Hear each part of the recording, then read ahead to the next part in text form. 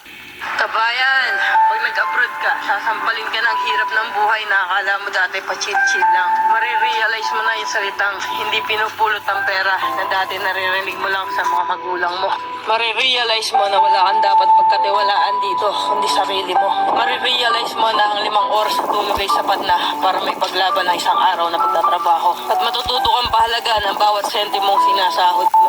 Matututo kang magtiis at magpasensya kahit minsan ikaw ang nasa tama. Matututo kang maging independent o mag-isa dahil wala ka na mga asahan dito, kundi sarili mo lang. Matututo ka rin ditong lumaban kahit ayaw mo na at hindi mo na kaya, pero wala ka pa rin choice. Wala kang choice kundi kayanin na lang. Marirealize mo na hindi pala totoo yung sinasabi nila na masarap ang buhay dito sa abroad.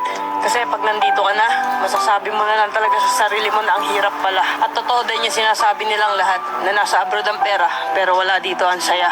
Kaya sa mga nagbabalak mag-abroad dyan, patibayan ng loob dito at bawal ang mahina, bawal ang sumuko.